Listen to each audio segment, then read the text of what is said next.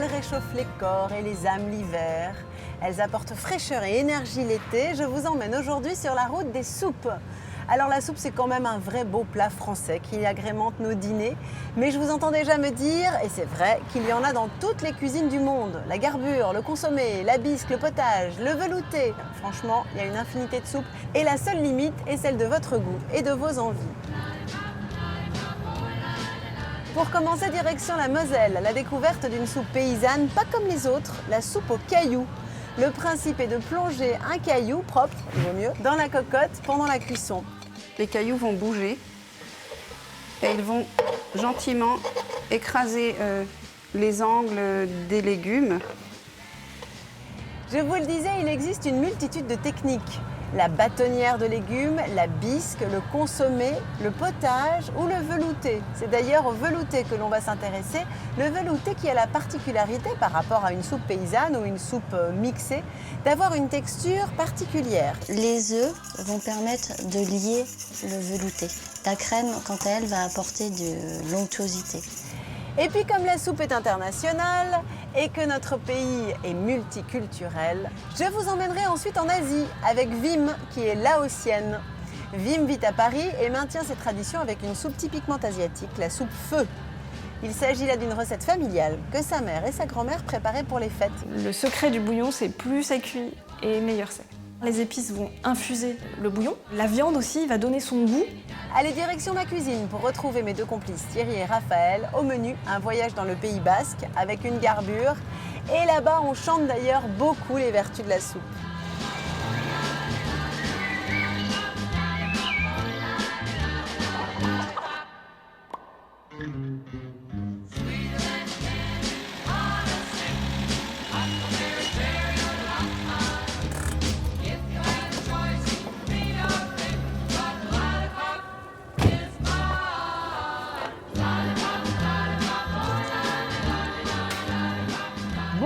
Bonjour messieurs. Et voilà, Julie.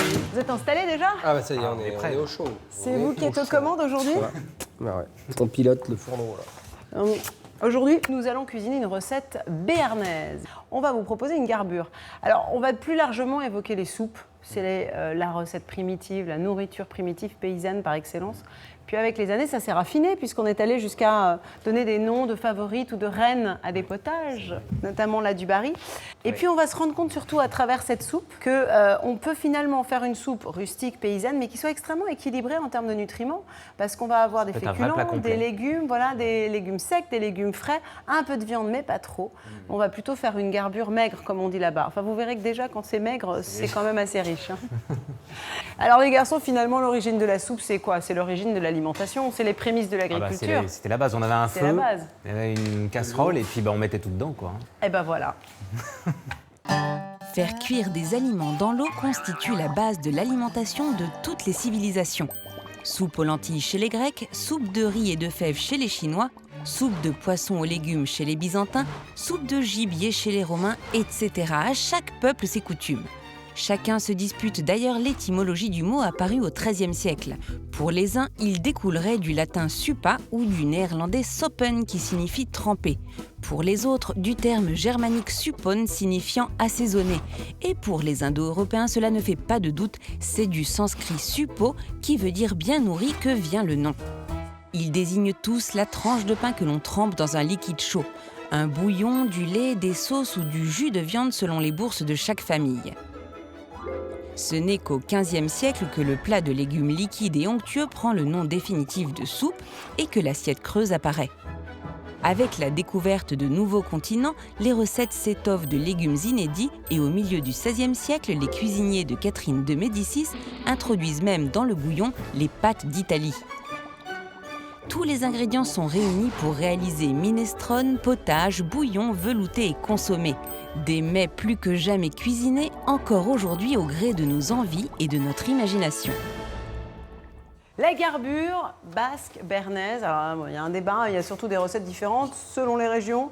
En tout cas, il y a une trilogie indispensable, c'est le chou, ça c'est toujours une soupe au chou. On y met également des haricots, Ouais. en général des haricots tarbais, des haricots tarbais, du ouais. sud-ouest. Et on y met un tout petit peu quand même de viande. Donc moi j'ai choisi le moins cher tout simplement et qui donne le plus de goût, la crosse de jambon, qui va donner un oui, goût très parfumé. extraordinaire. Alors, on va commencer par faire fondre dans un peu de graisse de canard forcément nos oignons et ail. D'accord. Si tu veux Allez. bien. Alors attention Thierry, prends sur toi, il faut couper grossièrement. D'accord. D'accord. Paysanne, histoire d'être codifiée. Rustique. Tendance agricole. Rustique. Ferme les yeux. Quoi. Et moi je vais mettre un peu d'ail. Rebelle. Alors si vous voulez pas pleurer pour les oignons, vous les Ah, le épluchez truc. sous un filet d'eau froide. Qu'est-ce qui fait pleurer finalement? C'est des molécules très volatiles à base de soufre. Ouais. Ah qui c'est vont ça. venir dans c'est nos bon. récepteurs, dans les yeux et surtout par le nez. Ah d'accord. Donc si vous faut avoir les lunettes de piscine avec un tuba. Ça c'est ce que je fais moi, les lunettes de piscine Voilà. ou les Mais il lunettes faudrait de casser ski. le nez aussi avec. Ça marche très bien. On est bête, Thierry, on n'a pas pris nos lunettes de Non, ski. mais T'as je oublié pleure tes pas, moi, lunettes de avec les piscine, oignons. Thierry. Non, Thierry, c'est un dur. Thierry. Non, c'est pas un dur, mais je crois que j'en ai tapé T'en quelques as tellement épluché. Voilà. Merci Thierry. Tu as réussi. Eh ben ouais. J'ai pris sur moi. T'as pris sur toi, on dira rien, hein. On est tout seul. Personne ne nous regarde. Ça sent bon cette graisse de canard. Ça sent bon, hein. Ah ouais, là on est transporté dans le sud-ouest tout d'un coup. Une vraie recette occitane. Tu as mis dans mon âme. Alors, on y va. Hop. Donc là, on attend un peu. Alors pendant ce temps-là, on va s'occuper des haricots. Alors les haricots, on pourrait choisir des tarbais, bien sûr. Et il se trouve que moi, je suis allée dans le Nord il y a peu de temps et j'ai rapporté des lingots du Nord, qui sont d'ailleurs des haricots, malgré le fait qu'ils viennent du Nord, qui s'adaptent très bien à la cuisson du cassoulet. Et du coup, j'ai choisi d'utiliser ces haricots. Je ne les ai pas fait tremper parce qu'ils sont relativement frais, ils sont de l'année. Ils sont de la saison. Est-ce qu'il faut les faire tremper à votre avis? Alors, s'ils sont de la saison, non. Mais par contre, il faut les blanchir. Voilà, c'est ce que j'allais faire. Ça veut dire, donc par déduction, que s'ils sont de l'année dernière ou même si on n'a aucun contrôle sur leur Il faut les faire tremper. sur C'est leur mieux de les âge. faire tremper. vaut Franchement, mieux les vous faire allez tremper. vraiment gagner du temps en cuisson. D'accord, et c'est- d'accord. Alors, question, j'avoue que je ne sais pas la réponse. Est-ce que le haricot, on le met à froid ou on le met à chaud dans À l'eau? froid. Peu importe, à Ouais, froid, à comme froid. la pomme de terre alors Oui. finalement. D'accord. 250 grammes de haricots secs ou frais bien sûr, hein. Avec des haricots frais, ce serait délicieux, mais on n'aurait pas besoin de les pré-cuire. Mon ail, j'y vais? Oui. Allez, on y va. On met l'ail. Tac, tac, tac. Là, c'est fragile, là. Alors Thierry, quand on lui parle soupe, c'est un peu moins rustique, mais néanmoins bon marché. Oui. Soupe d'échalotes, ça m'a Oui. surpris. Bah, c'est bon, c'est un petit goût sucré. Attention, la soupe de grand-mère peut se transformer en plat gastronomique, surtout quand c'est Thierry Marx qui nous la confectionne. Et c'est bien sûr dans les cuisines de son restaurant parisien qu'il nous invite à le vérifier. On va faire une crème d'échalote qui peut être servie chaude ou froide avec un suprême de volaille fumé. Pour commencer, le chef prépare de grosses échalotes, aussi appelées cuisses de poulet. Je ne vais pas les éplucher volontairement. Je vais les couper dans le sens de la longueur en gardant le talon. Elles vont mitonner dans une cocotte, côté chair.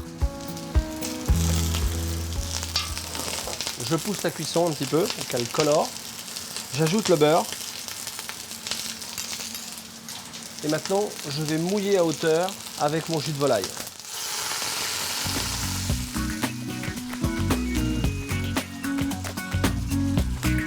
Et je vais laisser cuire à l'étouffée.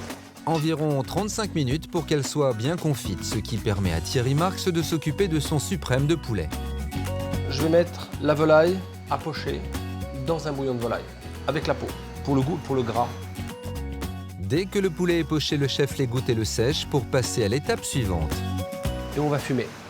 Un fumage maison réalisé avec un mélange d'herbes aromatiques du jardin. Qui dit mieux?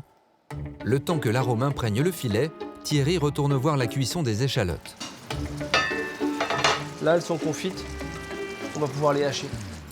La pulpe de chaque échalote est prélevée et passée au mixeur avec, à mi-parcours, 2 cuillerées à soupe de bouillon de volaille pour délayer. Puis le tout est mélangé à de la crème fraîche montée. On fait le mélange sur au froid, saladier très froid ou sur glace. Sur glace pour maintenir aussi une texture épaisse.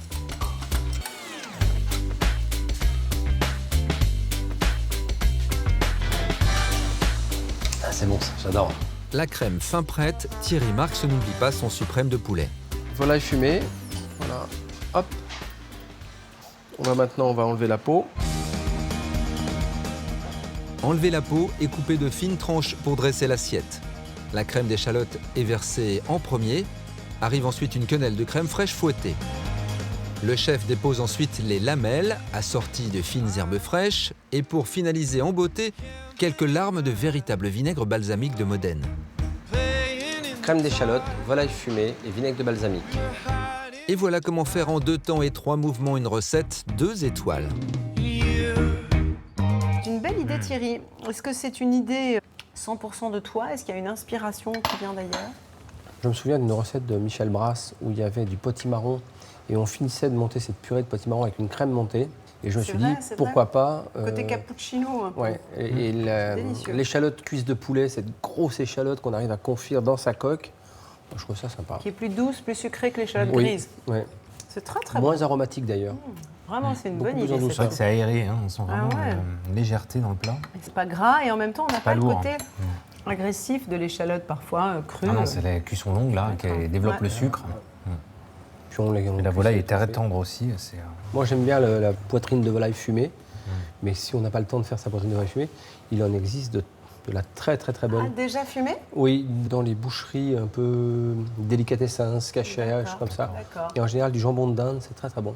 Merci Thierry. Merci. Très, très Délicieux. On se régale. Les garçons, après la dégustation, la science. La science Et maintenant, infuse. tu vas nous parler de... On mange des légumes, c'est bien, mais si on mange des légumes avec en plus leurs vitamines, c'est quand même un C'est peu mieux. mieux. C'est mieux, ça fait grandir. Ça On me m'a plaît. menti quelque part, à mon avis. Je crois que j'ai mangé un peu plus de soupe. Ben ouais. Dans de meilleures conditions. Et hop là. Alors, oh, comme c'est beau cette Alors regardez étale ce de potager, légumes. voilà. Magnifique. On va retrouver à peu près tous les ingrédients ici qu'il y a dans les soupes. Et puis la question c'est de se dire, est-ce qu'on va manger ça chaud, froid et pourquoi? Alors, comment j'ai classé ces légumes? Vitamine C, que vous allez retrouver ici. Je vais vous rajouter aussi des herbes aromatiques. Ici, vous allez retrouver des légumes riches en vitamine D. D'accord. Voilà. Ici, ça va être la vitamine A. Alors par contre, hélas, voilà des températures. Ah, Alors, auquel elle se détériore ces vitamines, et voilà, c'est ça? 35 à 50 degrés, c'est quand même très faible. Les vitamines C disparaissent. Ah. Un peu plus haut, donc 90 à 95, vous avez la vitamine B et la vitamine E qui disparaît. Et il faut monter quand même à 100, 110 degrés, aller jusqu'à 120 pour la vitamine A, D, la PP et la B. Donc ça, c'est la vitamine la plus résistante à la cuisson. Mais en règle générale, si vous voulez garder les vitamines, il va falloir cuire bien en dessous de 100 degrés.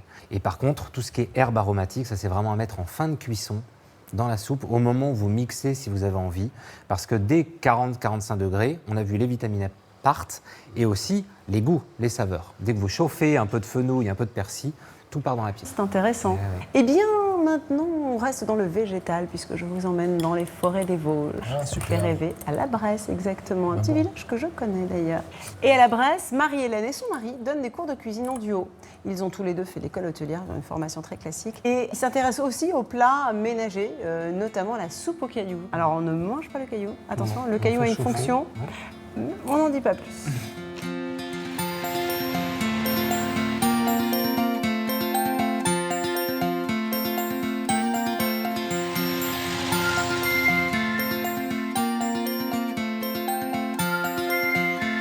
En route pour découvrir la recette de la soupe aux cailloux. Et non, ce n'est pas une légende, mais une vraie soupe traditionnelle paysanne. Avec Micheline, nous filons aujourd'hui vers l'est de la France, plus précisément à la Bresse, dans les Hauts-de-Vosges.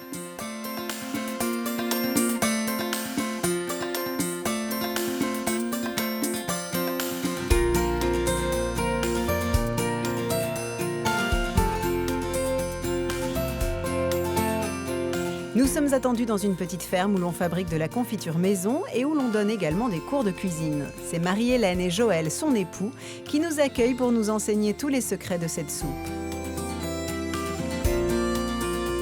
La soupe aux cailloux, c'est une soupe paysanne traditionnelle qu'on fait cuire dans une cocotte pendant très longtemps. Et la particularité, c'est qu'on ajoute des cailloux à l'intérieur.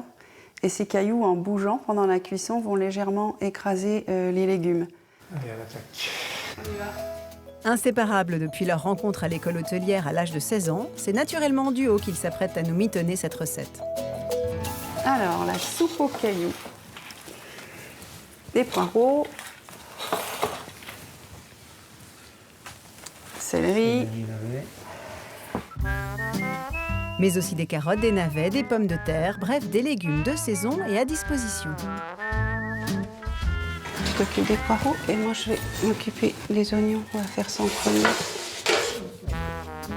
Et autant dire que ce 4 mains en cuisine tombe bien, vu l'importante corvée de pluche du jour. La soupe peut aussi être enrichie pour les rudes journées d'hiver. On peut aussi, si on veut, ajouter des légumes secs. On peut ajouter une poignée de haricots secs ou de lentilles ou de pois chiches si on aime. Ça change la structure de la soupe, elle sera un peu plus épaisse, un peu plus liée. Ce qui fait de cette soupe un repas définitivement complet, c'est l'ajout de viande, tout comme ma garbure. Pendant que Marie-Hélène finit de rincer les légumes, Joël s'occupe de découper le lard. Je retire la couenne de la bande de lard fumé. Voilà, avant de tailler les gros lardons. La couenne, on la ajoutera quand même pendant la cuisson pour parfumer. On la retirera au moment de servir. On taille en assez gros lardons. Toute cette viande de porc fumé, c'est un peu une spécialité de la région. Le lard, la palette, les saucisses fumées. Donc dans les fermes, lorsqu'on tuait le cochon, on salait et on fumait. Ça permettait de garder la viande pendant toute la période d'hiver. C'est le moment de passer à la cuisson. Alors, on commence par le lard, on va le faire griller légèrement. Et pas besoin d'ajouter de la matière grasse, quelques minutes suffisent amplement à le faire dorer. Ça parfumera. Le côté un peu caramélisé, comme ça, apportera une autre saveur à la soupe. Autour des oignons maintenant. On taille tous les légumes à peu près de la même dimension. Pas trop gros, pas trop petit non plus. 1 centimètre, 1 centimètre et demi. Les oignons découpés sont à leur tour mis dans la cocotte. Marie-Hélène les fait suer 5 minutes, puis ajoute les poireaux. Notre duo découpe le reste des légumes qui devront cuire pendant plusieurs heures. Cela doit mitonner dans la pure tradition paysanne. Et lorsqu'ils rentraient des champs, de l'étable, etc., lorsqu'ils avaient fini leur travail, ils prenaient la cocotte, ils la posaient à table et tout le monde mangeait. C'était prêt. C'est le moment de verser les légumes dans la cocotte, à l'exception des pommes de terre qui cuisent plus vite et qui seront ajoutées plus tard. Puis le tout est assaisonné. Là, la fleur de sel. Attention à ne pas trop saler. Le lard et la saucisse sont déjà salés. Passons aux fameux cailloux. On a des galettes de la Moselle qui sont assez plats et on prend également des petites pierres de granit. Autant dire les ancêtres du mixeur. Pendant la cuisson, les cailloux vont bouger et ils vont gentiment écraser les angles des légumes. Alors, on va couvrir à hauteur d'eau. Et c'est dans ce poêle à bois que notre soupe va lentement mijoter. De cuire sur la braise, dans le fourneau, c'est sympa. On va placer des galets, donc on va aller vraiment galet jusqu'au bout. On ajoute les pommes de terre et la saucisse fumée en fin de cuisson. La cuisson est beaucoup plus rapide. La cuisson des pommes de terre est plus rapide. Et 1 heure de cuisson pour la saucisse, c'est parfait. Donc on la pique légèrement pour éviter qu'elle éclate. Et voilà, on retourne dans le four, terminer la cuisson pour une petite heure. La cocotte est alors enfournée pour une première cuisson d'1h30 environ. Après 1 heure de cuisson supplémentaire, il faut bien penser à enlever tous les cailloux. Marie-Hélène fait ensuite des tartines de purée de réfort, puis elle y dépose des morceaux de saucisse et dresse son assiette avec du cerfeuil frais. Notre soupe aux cailloux est enfin prête à être dégustée. La soupe aux cailloux, c'est assez magique. Ah oui, et vous savez pourquoi les poules mangent des cailloux? Les poules mangent des cailloux, non? Oui, ils mangent toujours des cailloux quand les poules picorent, elles mangent aussi des cailloux. Pour la même raison. Pour la même Ça raison, casse c'est-à-dire le que grain. les cailloux, ça va venir casser les graines et ça va les aider à digérer. Et là, c'est le même Intéressant. principe. Le caillou, il vient finalement casser les légumes et homogénéiser. C'est un mixeur manuel. C'est un mixeur ancestral. C'est ça. Ouais. En tout cas, bon, nous, on n'a pas besoin de casser parce qu'on va émincer. Et puis surtout, moi, j'aime bien quand il y a des morceaux. Mais ça reste une tu peux prendre tradition des cailloux, intéressante. Et puis surtout, leur cuisine est magnifique. Hein. Ah, c'est bon. Ça donne envie d'aller Prendre des cours. prendre des cours, absolument. Alors, on va y goûter, hop, nos haricots. Pourquoi on les pré-cuit? Je les ai pré-cuits 10 minutes. Là, c'est vraiment indispensable de précuire les haricots pour la digestibilité.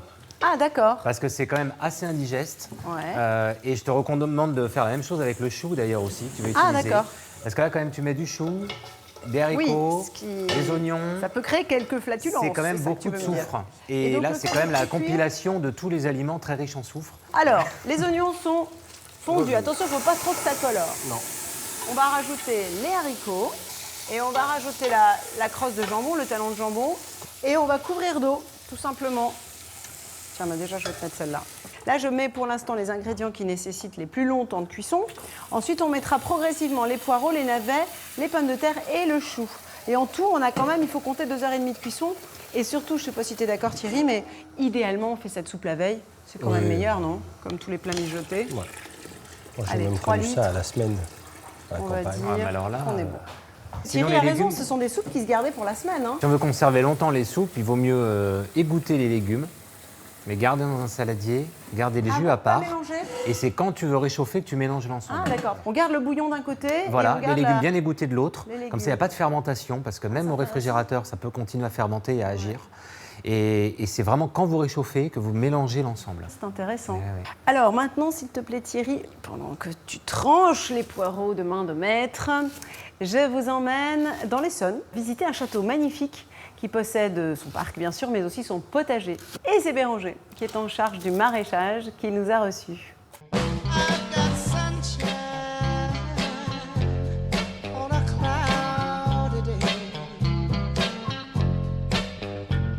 Je vous propose un petit détour, toujours dans le bassin parisien, à 2 pas de la forêt de Fontainebleau. Je vous emmène dans le domaine de Courrance, où depuis quelques années, Valentine de Gannet et son équipe de jardiniers ont décidé de ressusciter le potager du château pour lui rendre son rôle initial.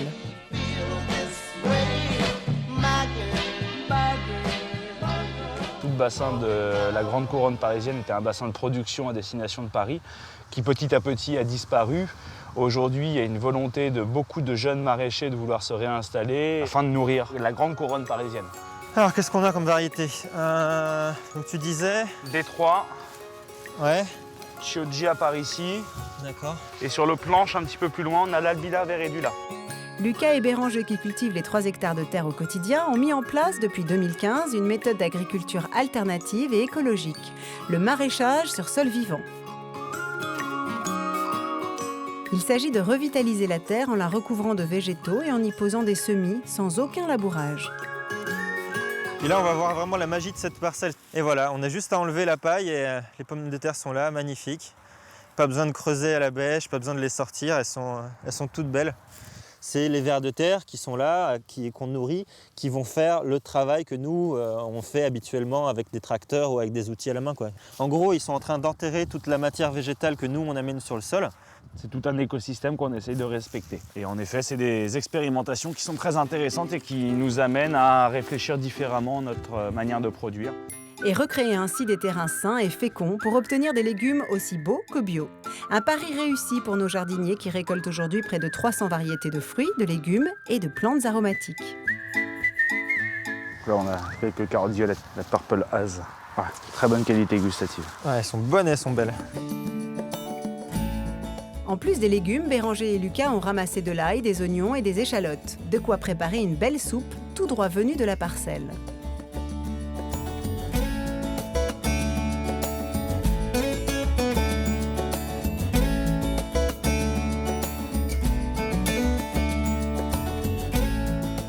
Et c'est dans la salle de la foulerie, historiquement dédiée à fouler le chanvre, que le tandem s'apprête à réaliser une des spécialités maraîchères de Lucas.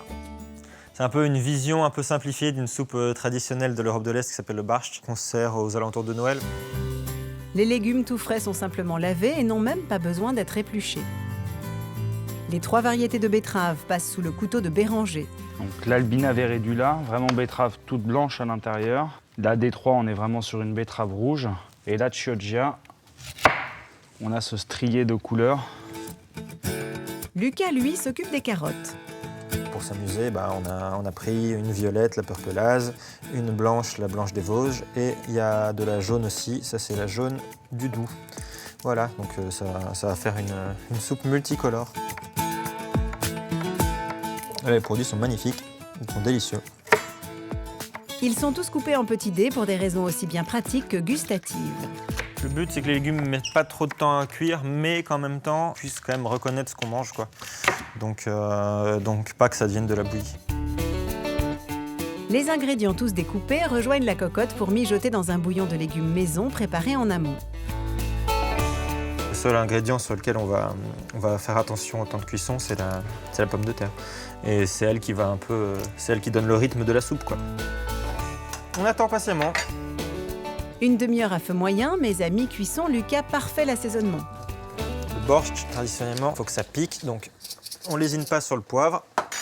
Avec les betteraves qu'on a goûtées tout à l'heure, les carottes, tout ça, ça a donné beaucoup de sucre à la soupe.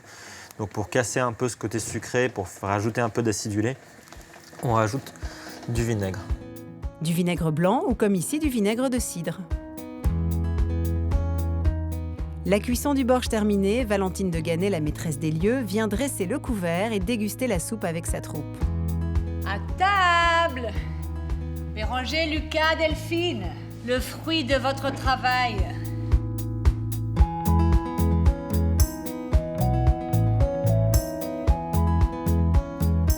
Et ça, ce genre de truc aussi simple, si les produits sont pas de top qualité, c'est même pas la peine d'espérer quelque chose. Avec la crème fraîche, c'est bon aussi.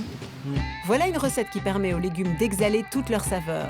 Le potager du château est bel et bien revenu à la vie et nos jardiniers, qui fournissent déjà quelques maraîchers et restaurants parisiens, mettent tout en œuvre pour que bientôt toute la région entière profite de ces produits. Retour en cuisine où l'on s'attaque à deux légumes fondamentaux de la garbure, le poireau que Thierry émince et le fameux chou. J'ai pris un chou frisé et je vais, là aussi, coupe rustique, je vais le tailler en lamelles assez larges, d'environ 1 cm d'épaisseur. Et donc, sur tes conseils, j'avoue que je ne le faisais pas. Je vais les bouillanter alors avant, oui. C'est ça. On va plonger donc ce chou dans de l'eau non salée, il n'y a pas besoin de saler. Combien de temps tu penses, Raphaël? C'est l'affaire de 1 ou 2 minutes. Hein. 1 ou 2 minutes, d'accord. Je pense, ouais. Il faut ramener l'ébullition, voilà. En général ça suffit. Blanchir. Thierry, notre soupe a cuit quasiment 1 heure. Ouais. On peut rajouter nos poireaux, si tu veux bien. Alors, pendant que les poireaux cuisent, il leur faut encore 1 demi-heure de cuisson. On va peler et couper les pommes de terre en morceaux, toujours un peu rustiques, pour qu'on les distingue dans l'assiette, les pommes de terre et les navets. Je te laisse les pommes de terre, je me charge des navets et je surveille le chou. Alors le navet, il ne faut pas hésiter à le peler, non, hein, c'est ça, parce que la peau est quand même assez épaisse, surtout les navets qui ne sont pas des navets de printemps. Puis c'est amer. Thierry, avant de rajouter ces légumes dans notre soupe pour 30 minutes à nouveau, je t'emmène rencontrer Sophie. Sophie est une experte des soupes. Elle a même écrit un livre sur le sujet. Et elle va nous expliquer les techniques et donc les différences entre soupe, crème et velouté. Et oui, parce que tout ça est assez codifié. Ouais, c'est incroyable, mais dans les grands livres de cuisine, il y a au moins 80 pages sur les soupes et consommées. C'est quand même assez étonnant.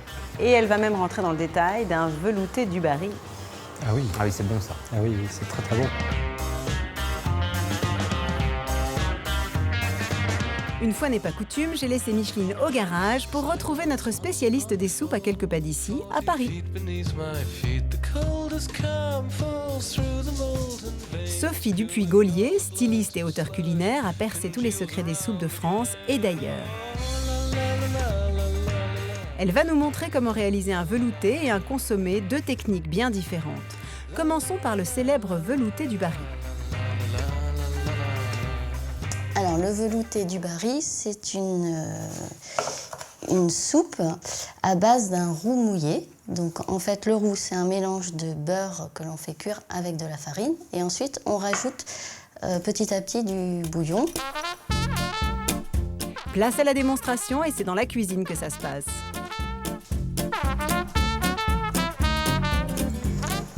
Donc là, je réalise le roux. Donc, pour faire un roux, on va faire fondre le beurre. Donc là, j'ai pesé 50 g de beurre à feu doux. Pour obtenir un roux blanc, Sophie veille à ne pas faire colorer le beurre.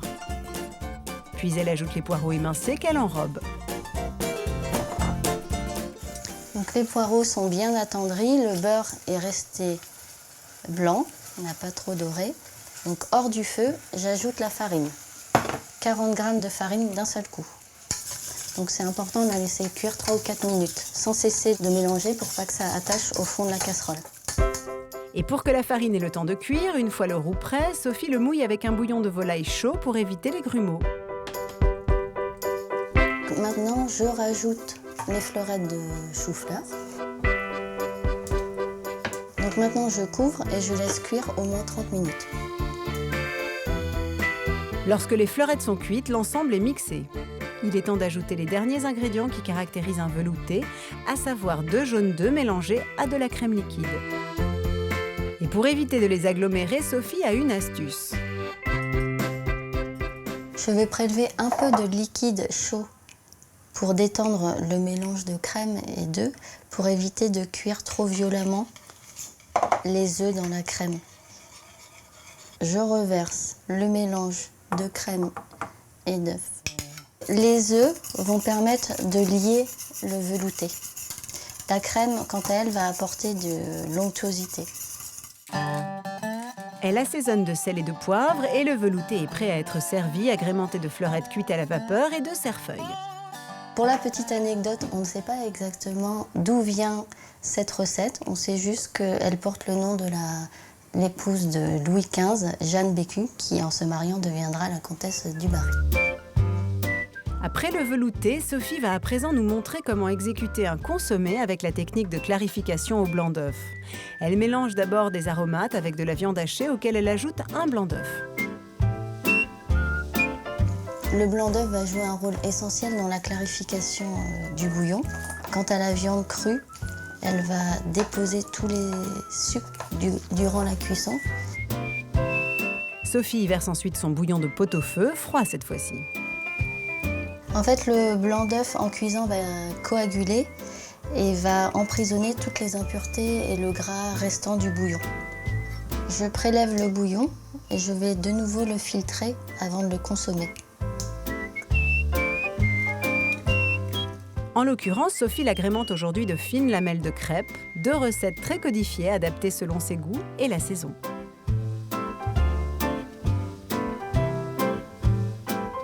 Vous qui êtes des experts, est-ce que Sophie était juste dans ses descriptions de recettes? Alors, elle est assez juste, hein, parce que c'est 2 recettes qui existaient au CAP dans les années 75, la crème du Barry et la clarification d'un consommé.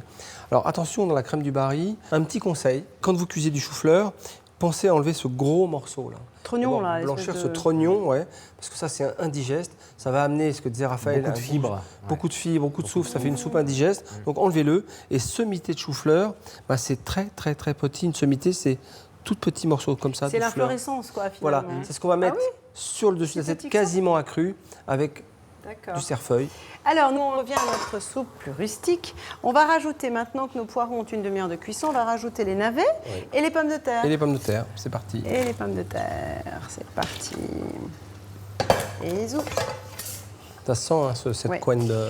Alors Thierry, moi je ne vais pas rajouter grand-chose à l'histoire parce que je trouve qu'une soupe paysanne doit rester paysanne. On ne va pas la rendre plus citadine.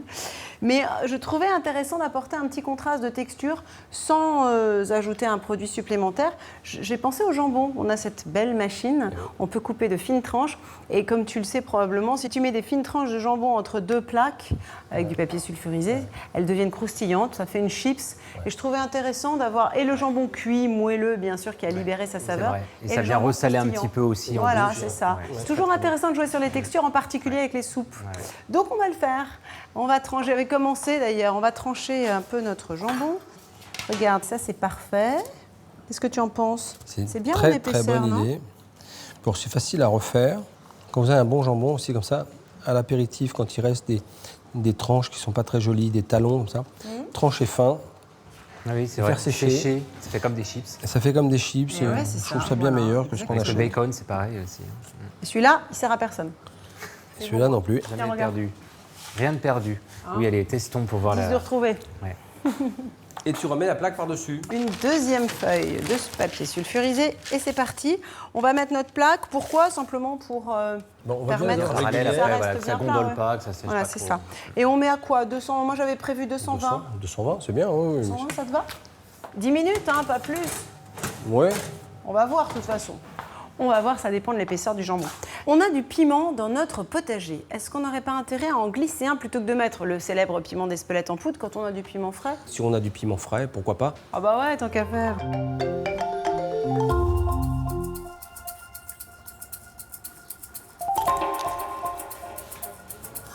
Thierry nous sélectionne les 3 plus beaux piments de notre mini potager. Hey! Et voilà les petits trésors. Voilà l'objet du crime. Alors comment on les met? Je vais les tailler en, tu sais, un peu de la taille des pistils de safran. Ah d'accord, carrément. Ouais, enfin, faut pas exagérer. Et donc on les met quand même en milieu de cuisson, hein, pas tout à la fin. Non, pas tout à la fin, il faut que ça infuse un ouais. peu quand même. En fait, soit on peut les laisser entiers, soit on décide de les couper et on enlève dans ces cas-là tous les petits pépins. Voilà, c'est ça, parce qu'en fait, ce qui libère le plus de piment, Oui, le plus- c'est justement les pépins. Les pépins, voilà. C'est à la fois le côté piment et l'amertume aussi du piment. L'amertume, d'accord. Donc toi, tu as choisi de les émincer. Je les émince et j'enlève les pépins. Tu enlèves les pépins. Ouais. Notre soupe, elle sera pimentée. Elle Et ne sera poivrée. pas salée davantage, mais je vais quand même la poivrer. Alors, voilà, c'est parfait, on a un petit bouillon réglementaire, de façon à maintenir les vitamines. Voilà. Ça suffit, non, tu crois pas? Oui, je vais en mettre une petite dose. Il D'accord. faut que ça ait un peu de relief, puis ça augmente la convivialité des fois. Ça fait monter la chaleur. La température de la pièce. Ça peut créer de l'ambiance C'est sûr. dans les longues soirées d'hiver. Et voilà, magnifique. Ouais, c'est beau. Superbe. C'est vrai que c'est joli. Ça apporte du parfum, de la couleur. Le jambon commence à se dégrader, à libérer ses arômes, son gras. Voilà qui est parfait. On laisse cuire encore un petit peu. Il doit nous rester 20 minutes avant de rajouter le chou. On couvre à nouveau. Pourquoi on couvre d'ailleurs les soupes? Ah bah, pour garder toutes les saveurs. D'accord. C'est une réalité. Ah oui, c'est une vraie Préserver réalité. parce que les saveurs pourraient partir dans la partir en la pièce. Là, tu vois, ça sent pas trop de mon côté, Non, c'est vrai. donc c'est plutôt bon signe. C'est-à-dire qu'il va rester de bonnes choses dans ta soupe. D'accord. Donc quand on dit que ça sent bon, c'est pas forcément bon signe. Ça veut C'est dire pas que bon les signe arômes pour les se papilles. baladent. Eh oui, ouais, Et il vaut mieux les garder dans la casserole. Mais oui, au maximum. Alors, moi, je vous propose de partir pour Saint-Malo. Et nous allons rencontrer Vim. Vim est d'origine laotienne et elle va nous proposer une soupe. Une soupe. Feu. Ouais! Bravo Thierry! Quelle culture!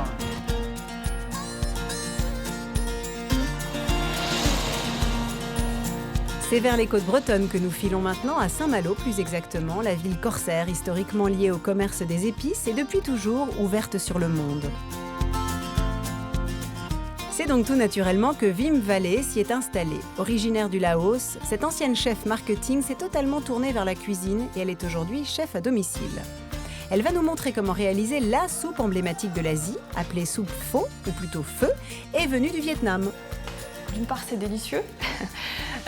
D'autre part, c'est très équilibré et c'est très aromatique. Ce qui est typique de la soupe vietnamienne, c'est vraiment les épices qu'on va infuser à l'intérieur, qui vont vraiment donner le goût au bouillon. La recette peut commencer, et vous allez voir que Vim y met tout son cœur. Comme dans toutes les familles asiatiques, faire la cuisine, c'est un peu, nourrir les gens, c'est un peu les aimer. Et manger ce qu'on vous donne, c'est être aimé. Donc la nourriture, c'est très important. Pour démarrer, Vim blanchit ses morceaux de bœuf, du plat de côte et du jarret pour enlever les impuretés. La soupe feu, c'était juste un bouillon clair avec des nouilles. Et l'introduction du bœuf date plutôt de l'époque coloniale française, donc qui a commencé au milieu du 19e. Une présence qui pourrait également expliquer le nom de ce plat. On pense que ça vient du pot-au-feu, puisque la technique de cuisson de cette soupe est identique au pot-au-feu français. Pendant que c'est en train de bouillir, je vais éplucher tous les légumes qui vont servir à la garniture aromatique. À savoir des carottes, du céleri et des oignons.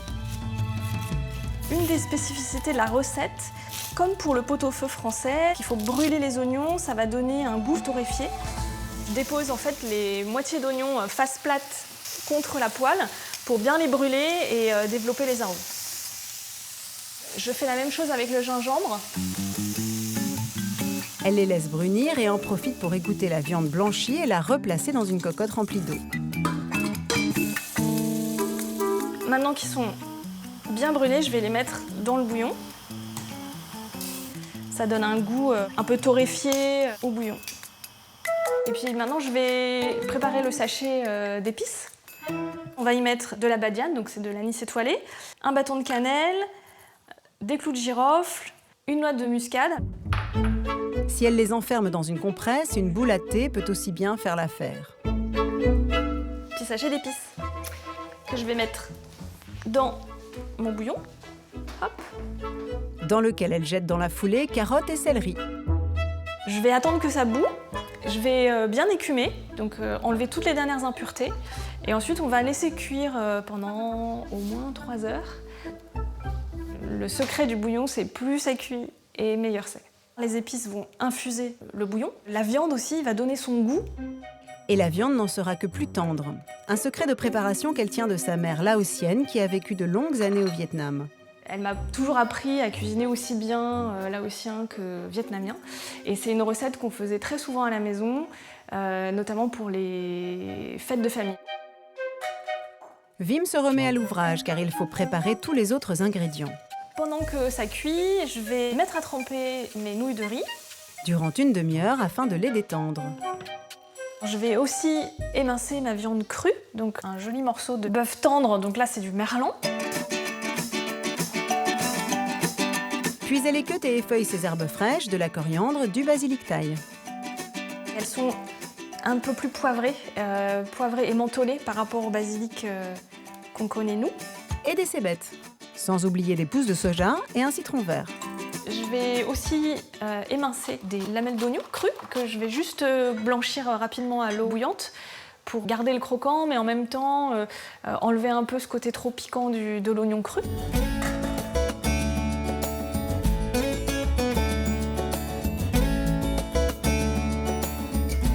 Les 3 heures sont passées, j'enlève le jarret, j'enlève le plat de côte. Je vais remettre la partie osseuse dans le bouillon. Elle réserve ses viandes et goûte le bouillon pour vérifier l'assaisonnement.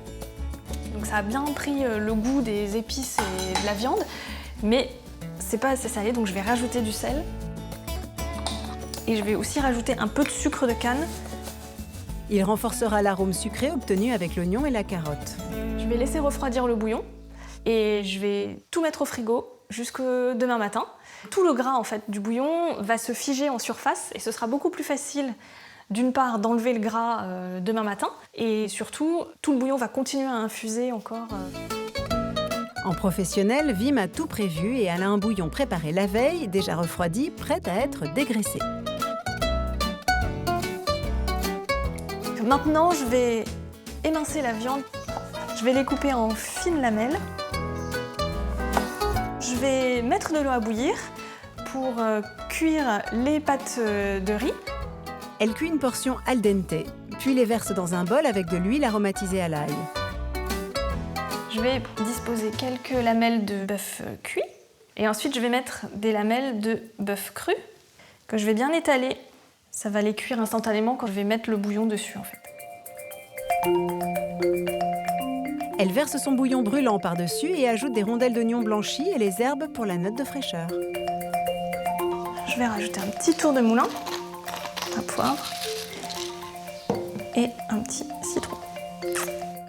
Et voilà, grâce à Vim, nous connaissons enfin la recette pour réaliser et déguster une soupe-feu authentique. Une recette qui traditionnellement en Asie se mange un peu partout dans la rue, dès le petit déjeuner, comme en cas à midi, à 4h ou tard le soir. Et oui, la soupe, il n'y a pas d'heure pour en manger.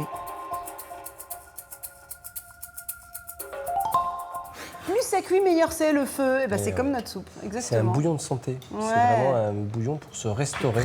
Très léger, quasiment pas de matière C'est grasse. vietnamien. La cuisine vietnamienne, pour ça, c'est merveilleux. Et c'est très aromatique. Ah ouais, non, mais c'est vrai, c'est vrai. On est content de se dire qu'ils se sont inspirés des Français, mais c'est vrai qu'ils en ont fait quelque chose de très raffiné. Tchac, regarde comme c'est joli. On se défend pas mal quand même. Hein. À partir de là, il ne nous reste plus que 30 minutes. On met le chou en dernier parce que la tradition veut que le chou doit être encore un peu croquant. Sinon, c'est vrai que c'est un peu écœurant. Oui, puis tu l'as blanchi en plus. Donc voilà, on l'a blanchi. Et là, normalement, les légumes devraient être, alors, point de cuisson idéal. On va recouvrir et on va regarder nos tranches de jambon.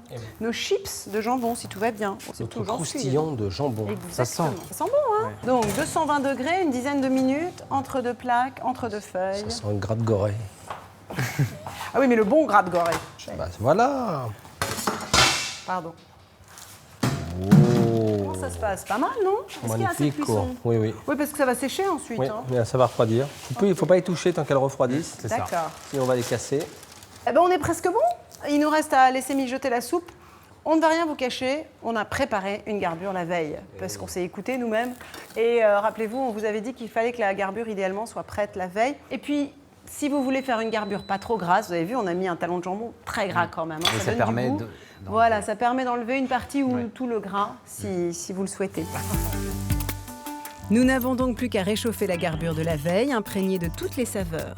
Je la dégraisse et effiloche la crosse de jambon avant de dresser le tout dans une belle soupière. Attention, chaud devant, chaud devant, chaud devant. Je suis à ras-bord. La soupe est prête. Non, tu sais ce que je veux bien? Regarde, ça sonne. Si tu veux, aller ouvrir à nos invités. Allez. J'accueille aujourd'hui Alain Serre, un ancien professeur qui est désormais éditeur et auteur de livres pour la jeunesse. Il vient d'ailleurs d'écrire un livre sur les soupes du monde entier. Basque d'origine, il est aussi un grand spécialiste de la garbure et cela tombe bien. Ainsi que Anne-Catherine Blais, une pionnière de la soupière qui a ouvert le tout premier bar à soupe de Paris dans les années 2000. Elle est aussi de la partie. Bah oui, ça sent bon. On y a mis tout notre cœur. Bah écoutez, on a traité d'un sujet que vous connaissez mieux que nous probablement. Et justement, on aimerait bien votre avis. Alors, chers amis, nous vous avons cuisiné une garbure et c'était assez risqué puisque je crois que la meilleure garbure du monde a été identifiée comme étant celle de votre maman. Exactement. C'est ça, Exactement. officiellement. Comme dans beaucoup de familles du Sud-Ouest, c'est la maman de la famille qui fait la meilleure garbure. Évidemment. Et alors vous, Anne-Catherine? Alors moi, au contraire, c'est une grande découverte parce que la garbure, c'est pas du tout les soupes que je fais et je suis juste ravie. Ah bah tant mieux. Alors qu'est-ce que vous faites comme soupe justement? Qu'ont-elles de particulier vos soupes? Alors moi, je dirais que mes soupes sont moins traditionnelles, sans que ce soit péjoratif du tout. Bien sûr. C'est juste que je suis dans, comment dire, je suis venue à la soupe pour des raisons plus diététiques et puis essayer des choses différentes. Avec la garbure, là. Ouvrir un nouveau champ. Voilà, ouvrir un nouveau champ. Moi, je mélange souvent des fruits avec mes légumes, mais aussi, voilà, je sais pas, je mets des pommes avec des tomates, je mets des poires avec du céleri, voilà, je fais des choses comme ça. Ça se marie des belles associations. Moi, je suis dans ma tendance, c'est un peu le légume à fond, c'est-à-dire avec peu de choses pour me distraire. Le légume de la saison. Et voilà. Et une fois que la soupe est faite, on rajoute des petites choses qui vont bien se marier avec. Et plutôt froid ou plutôt chaud alors du coup, les deux aussi? Ah, les deux. D'accord. Il y a eu des livres, il y en a eu plein. Le dernier en date, c'est celui-là, bar à soupe. Voilà, velouté de poireaux aux zestes d'orange, velouté de tomates aux échalotes confites, tiens, ça nous rappelle quelqu'un, velouté de panais, etc., etc. Super.